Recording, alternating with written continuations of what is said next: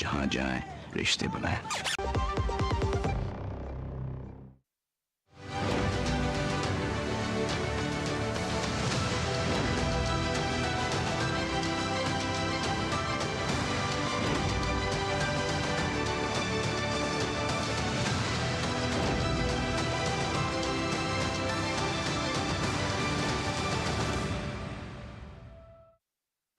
नमस्कार, आपदा का सामना के एक और विशेष अंक में आप सभी दर्शकों का बहुत बहुत स्वागत है। मैं हूं असीम मिश्रा और आज के अंक में हम बात करने वाले हैं भूकंप को लेकर, अर्थक्वेक को लेकर। जैसा कि आप सभी जानते हैं कि बीते दिनों दिल्ली एनसीआर में एक भूकंप का झटका आया था और उससे सभी लोग दहशत में आ गए। और इससे पहले भी न सिर्फ दिल्ली में बल्कि पूरे भारत में भूकंप के झटके आते रहते हैं, लोग उसे महसूस करते रहते हैं और कई बार तो उसकी वजह से कई बार बहुत बड़ी क्षति भी जान माल की होती है।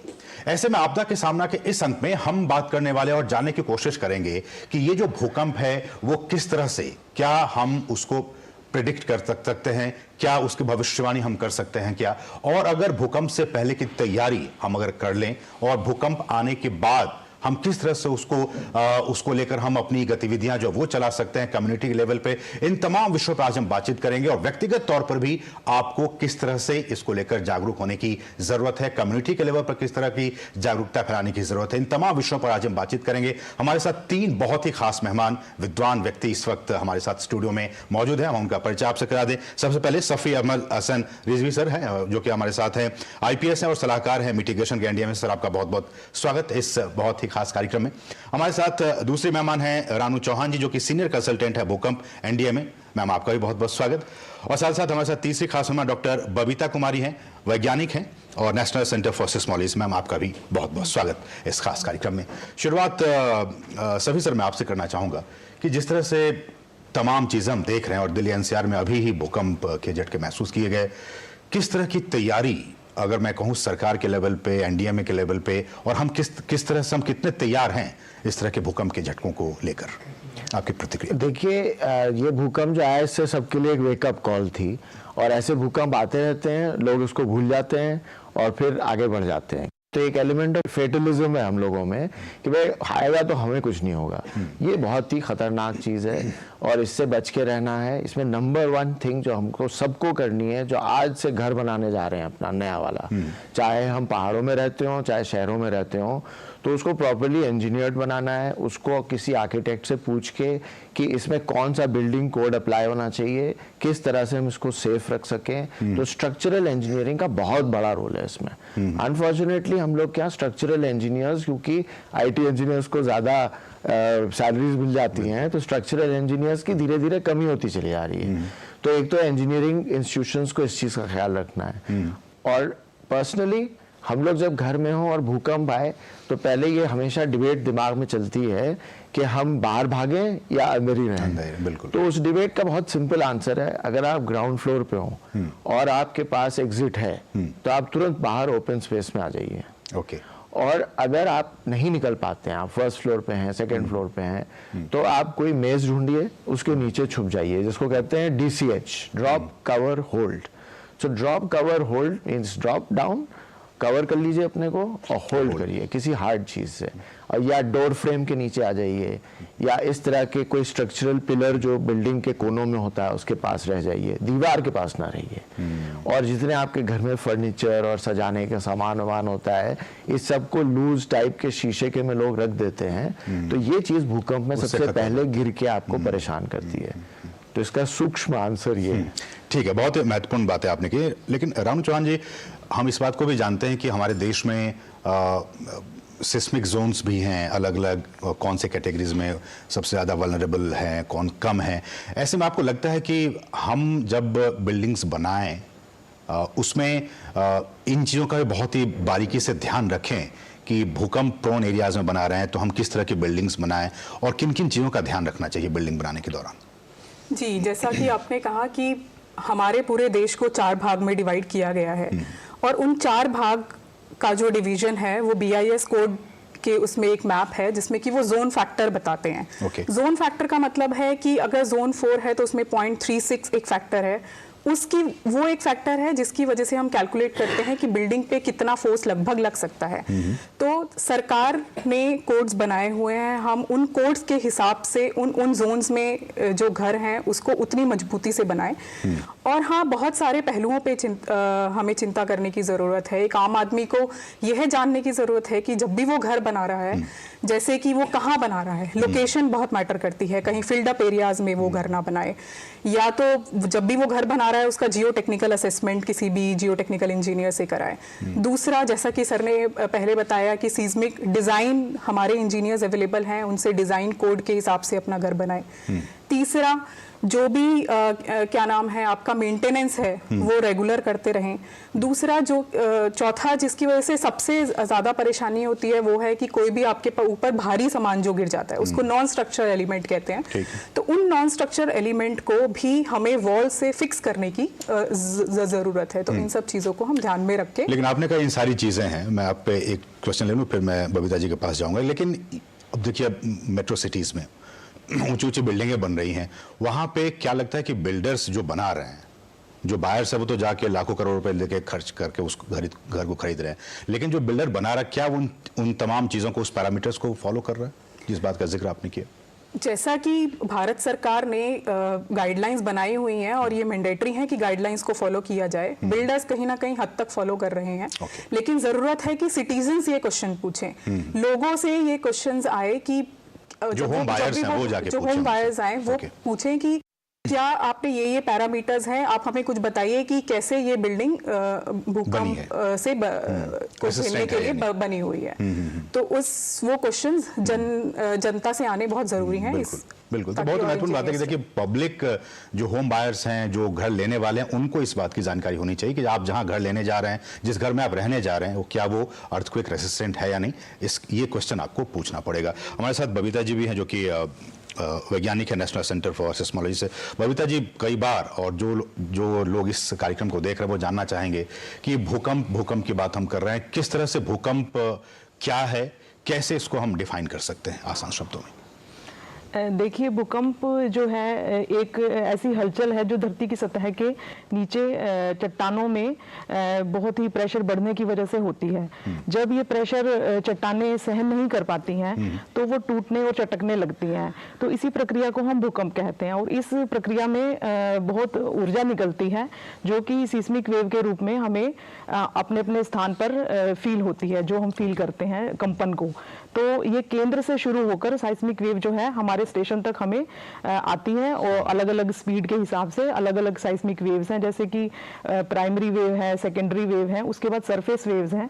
उनकी अलग अलग स्पीड के हिसाब से हमें वो अपने स्टेशन पर हमें रिकॉर्ड करते हैं और वो उसको देख सकते हैं। और उस रिकॉर्ड के आधार पर हम ये बता सकते हैं कि इस भूकंप का मैग्नीट्यूड कितना है, उसकी इंटेंसिटी कितनी है और क्या उसका डिफरेंस क्या है दोनों में, मैग्नीट्यूड और इंटेंसिटी जो है भूकंप के दो अलग अलग पहलू हैं। मैग्नीट्यूड जो है वो बेसिकली सोर्स के बारे में जानकारी देता है, जो केंद्र पर ऊर्जा निकलती है वो हमारा मैग्नीट्यूड है। और मैग्नीट्यूड हर स्थान पर हम एक ही बताएंगे। जैसे कि एक मैग्नीट्यूड 4 का हुआ तो हम दिल्ली में भी कहेंगे कि 4 मैग्नीट्यूड का अर्थक्वेक हुआ, और हम गाजियाबाद या नोएडा में भी कहेंगे कि 4 मैग्नीट्यूड का अर्थक्वेक वहां पर हुआ। वो इक्वल होगा सब जगह पर। परंतु अगर इंटेंसिटी है, जो तीव्रता है, वो अलग अलग रहेगी हर स्थान पर। तो ये एक क्षति का पैमाना है जो एक स्थान पर एक भूकंप कम क्षति कर सकता है और एक जगह पर हमें महसूस भी नहीं हुआ। तो ये तीव्रता का पैमाना है। तो ये दोनों अलग अलग पहलू हैं इसके भूकंप के।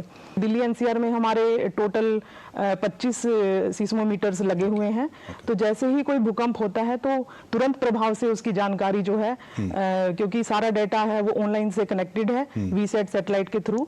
तो उसके आपके पास सबसे पहले जानकारी जी सबसे पहले उसकी जानकारी आती है और तुरंत प्रभाव से ये जानकारी जो है विभिन्न एजेंसियों को, जैसे कि डिजास्टर मैनेजमेंट अथॉरिटी को और बाकी के स्टेक होल्डर्स को भी प्रदान की जाती है। तो डराने के लिए, लेकिन मैं आपसे जानना चाहूंगा कि सिस्मिक जोन 4 में पड़ता है दिल्ली एनसीआर, कितना वल्नरेबल है, करोड़ों की आबादी यहाँ पे रहती है, डरने की जरूरत है क्या? अगर हम लोकल सिनारियो को देखें तो यहाँ पर जो फॉल्ट जोन्स हैं उनमें ज्यादा बड़ा भूकंप उत्पन्न करने की शक्ति नहीं है। तो अगर लोकल भूकंप जो है वो छोटा भूकंप ही आएगा तो उससे इतना डरने की जरूरत नहीं है, परंतु जो हिमालयन क्षेत्र हैं वहाँ के भूकंप जो हैं वो थोड़े से बड़े आकार के या मेजर या मॉडरेट अर्थक्वेक जो आते हैं वो दिल्ली में भी उसकी कंपन महसूस की जाती है। तो वो भूकंप जो है ना मल्टी स्टोरी बिल्डिंग्स के लिए घातक हो सकते हैं अगर उनकी फ्रीक्वेंसी हमारी बिल्डिंग से मैच कर जाए, तो रेजोनेंस की वजह से बिल्डिंग कोलैप्स हो सकती है। तो इस चीज का जैसा कि रानो मैडम ने और सर ने भी बताया कि हमें ध्यान रखना चाहिए कंस्ट्रक्शन के समय कि हमें उस रीजन में ध्यान रखना चाहिए कि यहाँ पर क्योंकि 4 जोन में है ये और हमें पता है कितना फोर्स एक बिल्डिंग ले सकती है, तो उसी बेस पे कंस्ट्रक्शन अगर की जाए तो फिर हमें डरने की कोई जरूरत नहीं है। लेकिन रिजवी सर, सबसे जो फर्स्ट रेस्पॉन्डर होता है, हमने देखा है कि चाहे कम्युनिटी के लोग तो होते ही हैं जो आसपास के लोग हैं, एनडीए में सबसे इंपॉर्टेंट रोल प्ले करता है किसी भी डिजास्टर में। हमने देखा है भारत में, और प्रधानमंत्री ने भी इसकी कई बार तारीफ की है एनडीएमए की। किस तरह का रोल, आपसे अगर मैं जानना चाहूँ, एनडीएमए में जो किस तरह का रोल प्ले करता है और सबसे पहले फर्स्ट रेस्पॉन्डर के तौर पर जाके और तमाम चीज़ों को वो संभालता है? तो देखिए sir, NDMA disaster management act 2005 में बना था, उसके हिसाब से चलता है। उसमें एक ऑर्गेनाइजेशन, एक अथॉरिटी बनाई गई थी, उसके अधीन एक एनडीआरएफ बनाया, नेशनल डिजास्टर रिस्पांस फोर्स। और ये फोर्स जो है 5 भाग होते हैं डिजास्टर मैनेजमेंट के। एक होता है प्रिवेंशन, फिर होता है मिटिगेशन यानी कि रिस्क रिडक्शन, फिर प्रिपेयर्डनेस जो आप बात कर रहे हैं कि अर्थक्वेक में प्रिपेयर्ड कैसे होना है, फिर रिस्पांस जो एनडीआरएफ करता है। तो पूरी एक ऑर्गेनाइजेशन इस पे फोकस कर दी गई है रिस्पांस पे। और 5वां होता है रिकंस्ट्रक्शन, जो बात की बात है। तो एनडीआरएफ में ज्यादातर पुलिस के अधिकारी होते हैं जो डेपुटेशन पे आते हैं, और वो लोग, उनके कई कैंप्स बने हुए हैं पूरे इंडिया में। तो जहां जहां सेंसिटिव जोन्स हैं, रिस्की जोन्स हैं, वहां पे वो रहते हैं। उनकी उसी तरह की ट्रेनिंग है, जैसे हिमालयाज में होंगे तो फ्लैश फ्लड्स और अर्थक्वेक को डील करने की ट्रेनिंग है, उस तरह का इक्विपमेंट उनके पास होता है। लेकिन सिर्फ एनडीआरएफ ये नहीं कर सकती है। इसके लिए हर प्रदेश में एसडीआरएफ बनाई गई है, स्टेट डिजास्टर के लिए। तो वो अब एक्ट में एक संशोधन किया गया है, उसमें भी वो ले आए गए हैं एसडीआरएफ। तो इस तरह से एसडीआरएफ भी पूरे स्टेट को नहीं देख सकती है। तो डिस्ट्रिक्ट्स में जो डिस्ट्रिक्ट कलेक्टर्स हैं, एसपीज हैं, उनको इस चीज की अपने पास एक इन्वेंट्री रखनी चाहिए कि 4-5 तरह के मेन डिजास्टर हमारे एरिया में आते हैं, तो वो उनके लिए हमें क्या क्या चीज चाहिए। जैसे अर्थक्वेक में मेनली होता है कि लोग बिल्डिंग के नीचे दबते हैं, उनको निकालने के लिए आपके पास कटिंग मशीन होनी चाहिए। वो कटिंग मशीन को चलाने के लिए पावर कहाँ से आएगा, बैटरी कहाँ से आएगी। तो ये सब चीजें डिस्ट्रिक्ट लेवल तक होनी चाहिए, इसीलिए डीडीएमएस होते हैं, डिस्ट्रिक्ट डिजास्टर मैनेजमेंट अथॉरिटीज। तो कोशिश ये भारत सरकार की रही है over the last many years कि इसको धीरे धीरे डिस्ट्रिक्ट लेवल पे ले जाओ। तो एनडीएमए एक पॉलिसी मेकिंग बॉडी है जो मिनिस्ट्री ऑफ होम अफेयर्स और गवर्नमेंट ऑफ इंडिया को एडवाइस करती है कि ये चीजें करनी चाहिए, और स्टेट्स को गाइड करती है, इंटरनेशनल एक्सपीरियंसेस को एक साथ लेके आती है। और उस तरह से एक हम लोग मान लीजिए एक बड़ा सा पॉलिसी थिंक टैंक भी है भारत सरकार के लिए। तो बहुत ही महत्वपूर्ण जो वर्क है वो एनडीएमए का, एनडीआरएफ का। हम देखते हैं किसी भी आपदा के दौरान, चाहे वो हमने अभी कुछ सालों पहले देखा केरला में, और जहां भी इस तरह की चीजें आती हैं एनडीआरएफ के लोग वहां पहुंच जाते हैं। और एक भरोसा भी लोगों के मन में है कि अगर कुछ इस तरह की चीजें होती है तो एनडीआरएफ के लोग आएंगे और हम सेफली वहां से बचकर निकल जाएंगे। हम इस पर और भी चर्चा करेंगे, उससे पहले बहुत ही छोटे से ब्रेक के लिए आप देखते रहिए डीडी न्यूज।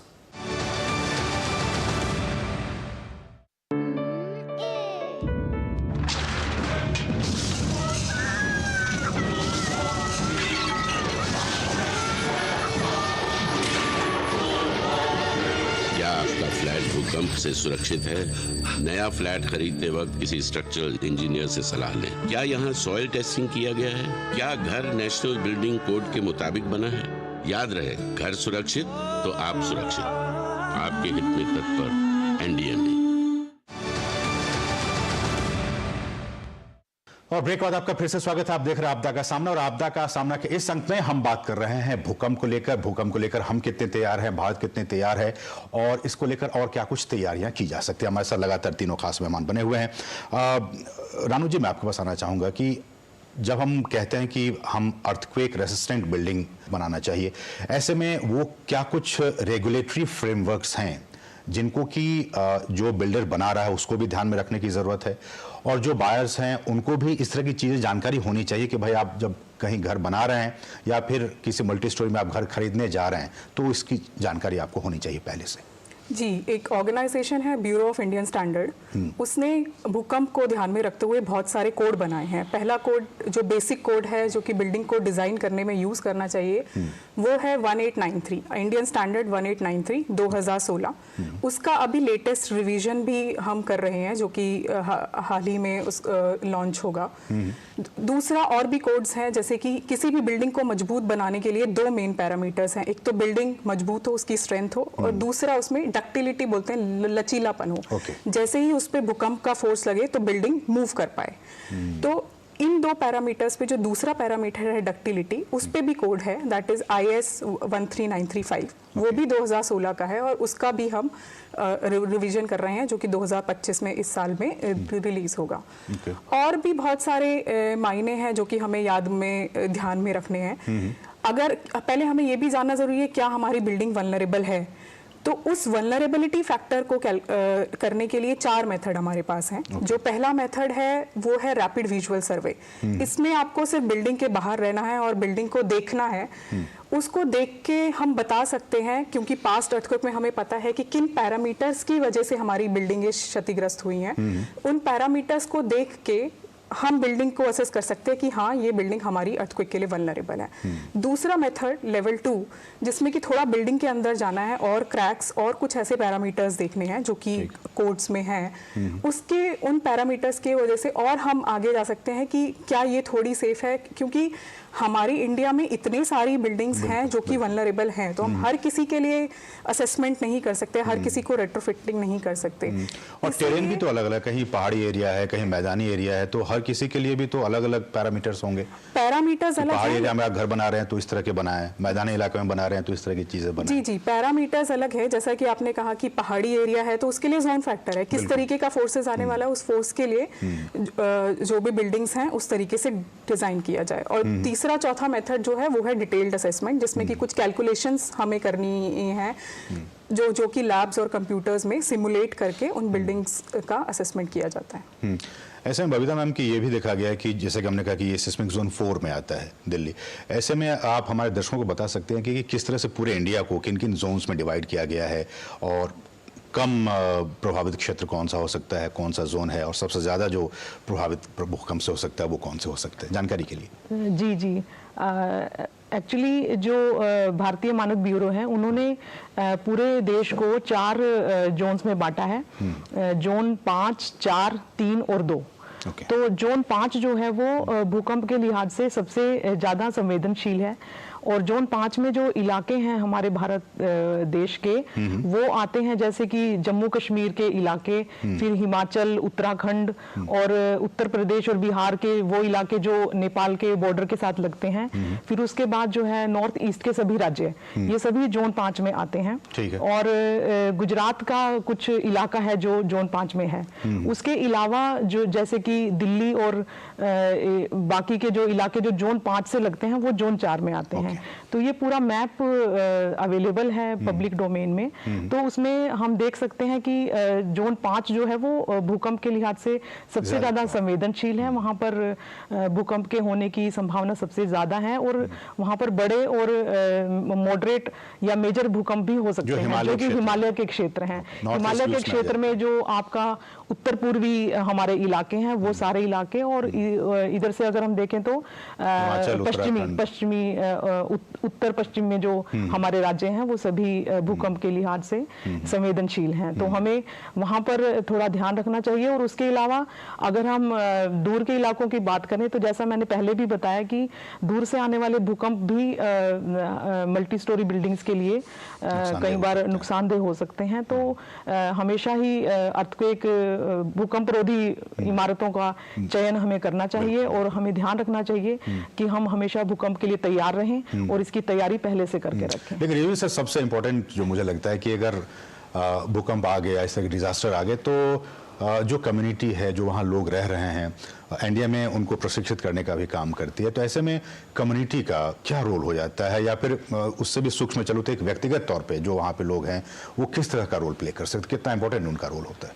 तो जैसे हम लोग काफ़ी अवेयरनेस पे ध्यान देते हैं, कोशिश करते हैं, जैसे ये प्रोग्राम है ये अवेयरनेस के लिए ही है, तो अवेयरनेस बढ़ाने के लिए हम लोग स्टेट्स को भी बात करते रहते हैं, डिस्ट्रिक्ट्स में भी कोशिश करते हैं कि अवेयरनेस रहे।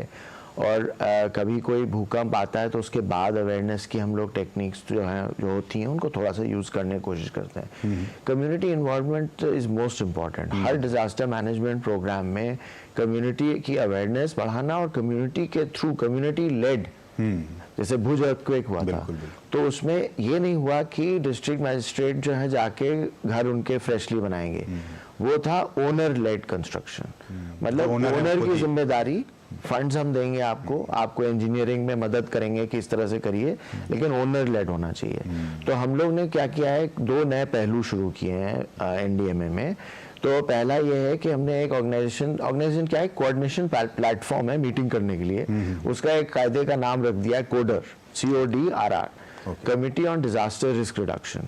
तो उसमें international experts, national experts, private people, public people, state people, district people, सबको इन्वॉल्व करके धीरे धीरे एक साथ करके उनकी सबकी मीटिंग्स और कम्युनिकेशन और कोऑर्डिनेशन बढ़ाते चले जा रहे हैं। तो उससे अवेयरनेस भी बढ़ रही है, specially in the policy makers और जो इम्प्लीमेंटर्स हैं।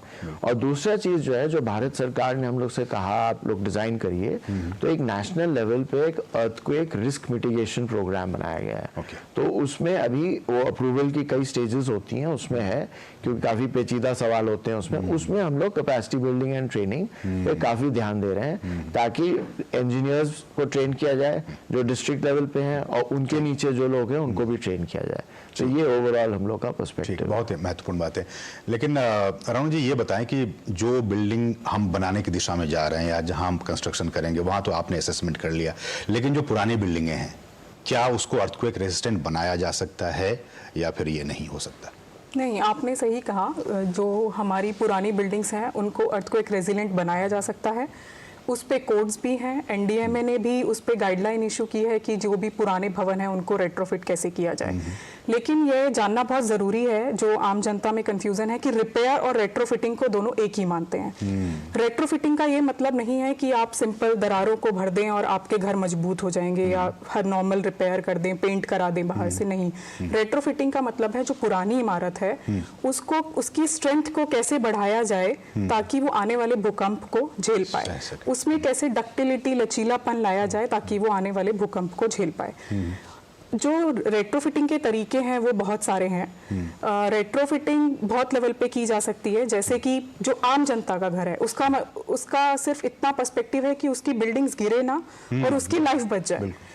उसको लाइफ सेफ्टी लेवल 1 है, जो कि कम पैसों में हम अपने घर को मजबूत कर सकते हैं। लेकिन वही हमारे स्कूल्स हैं, वही हमारे हॉस्पिटल्स हैं, जो कि भूकंप के बाद हम चाहते हैं कि हमारे हॉस्पिटल वर्केबल रहें, क्योंकि जो भी इंजरी हुई उसको ट्रीट कर सके, और हमारे स्कूल बचे रहें ताकि हम स्कूल को एज अ शेल्टर यूज कर सकें। तो उसके लिए डिटेल्ड असेसमेंट्स हैं, डिटेल्ड रेट्रोफिटिंग मेथड्स हैं जो कि काफी लेवल पे की जाती हैं। तो जो ओनर्स हैं, अगर वो कहें कि हम रेट्रोफिटिंग करवाना चाहते हैं अपने घर का, तो ऐसा हो सकता है सरकार की तरफ से, वो एसेस करके अगर उनकी पुरानी बिल्डिंग है तो ऐसा उसको किया जा सकता है? जी, ऐसा किया जा सकता है। और भारत सरकार और इवन राज्य सरकारों ने भी बहुत सारे ऐसे इनिशिएटिव लिए हैं, जो कि हम बोलते हैं टेक्नोलॉजी डेमोन्स्ट्रेशन यूनिट। तो जैसे कोई भी आंगनवाड़ी स्टेट ऑफ उत्तराखंड में लिया गया है, उस आंगनवाड़ी को कैसे रेट्रोफिट किया जा सकता है, बेसिक वो दीवारों पे लिखा गया है कि आप इतना सरिया लीजिए, ये प्लास्टर लगाइए, ताकि आप घर को एक मजबूत, ताकि कोई भी अर्थक्वेक आने पे वो एक बिल्डिंग एक बॉक्स की तरह रिएक्ट करे, ना कि आप वॉल आप पे गिर के आपको क्षति पहुंचाए। बहुत महत्वपूर्ण। लेकिन बबीता जी, क्या कई बार लोग कहते हैं कि हम क्यों नहीं भविष्यवाणी कर सकते हैं, इतने अगर तबाही हो सकती है, क्षति होती है, तो वो पहले से हम उसको भविष्यवाणी कर ले, क्या ये मुमकिन है क्या? देखिए, आज तक के ज्ञान के हिसाब से तो भूकंप की पूर्ण रूप से मतलब 100% सटीकता से हम नहीं कह सकते कि कितना बड़ा भूकंप कब और कहाँ आएगा। तो ये प्रिडिक्शन करना तो अभी पॉसिबल नहीं है, परंतु हम ये जानते हैं कि भूकंप के लिहाज से कौन कौन से इलाके संवेदनशील हैं, तो उन पे हम काम कर सकते हैं। उसकी जानकारी अगर हमें पहले से होगी तो हम उसके लिए अपने आप को तैयार कर सकते हैं, वहां पर भवन निर्माण मतलब भूकंप रोधी भवन निर्माण कर सकते हैं। तो इस तरह की तैयारी कर सकते हैं। इसके अलावा जो आपने कहा कि अर्थक्वेक अर्ली वार्निंग एक ऐसी प्रणाली है जिसमें कि अर्थक्वेक होने के बाद जो प्राइमरी वेव निकलती है उसके बेसिस पर यह बताया जाएगा कि सेकेंडरी वेव कब आएगी।